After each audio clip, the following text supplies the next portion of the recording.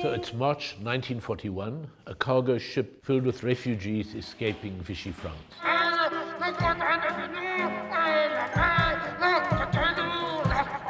Surrealists, communists, André Breton, Claude Lévi-Strauss, the anthropologist, and on board the ship also is the captain, who in fact is Karen, the ferryman of the dead, who not only are transporting these people across the Atlantic, but is able to call up historical characters from the past, and even some from the future, to reflect on the shift between Europe and its colonial past. He calls up the great Martinican poets and philosophers, Aimé Césaire, Suzanne Césaire.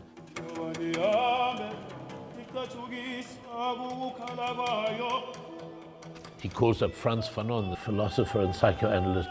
He calls up the Nadal sisters. He even calls up Josephine Bonaparte, Napoleon's wife, who came from Martinique. We have a duet of Josephine Bonaparte and Josephine Baker, another transatlantic voyager. Hold on to your hats! There's a new wind blowing now. The creative process for making the music and the sonic landscape for The Great Yes, The Great No is quite unique. The Great Yes, The Great No is composed using, is performed using the found text.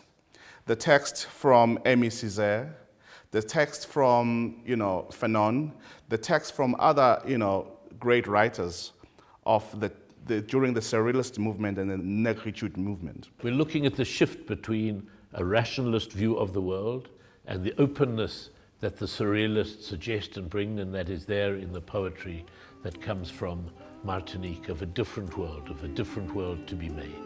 La vraie poésie est ailleurs, loin des rimes, des complaintes, des alliés. There are different musical styles that we have chosen to make The Great Yes, The Great No. The sound of Martinique, the Bijin music of Martinique, we are appropriating or borrowing from those influences. We are also looking at the French music of that time, and also not just taking it as it is and reproducing it, but how does it influence and how do we respond to it as South African performers or performers from the USA, because it's quite a big mixture in the collaborative process. So how does it speak to you as a composer? How does it speak to you as a performer? And how does it speak to you when you are translating it in your own language or in your own style? So it's a constant provocation. It's a constant challenging what we are actually given. We're looking at ways in which a certain kind of logic can be broken and a new way of thinking arrived at. And there is a thing about translation that is a big part of The Great Yes, The Great No.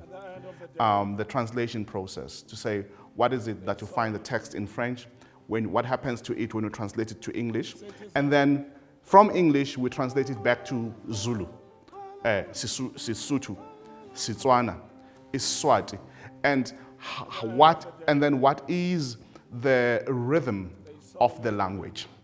And we are following the rhythms of the language when you have translated, and and then that informs the melodies of how the chorus delivers the performances.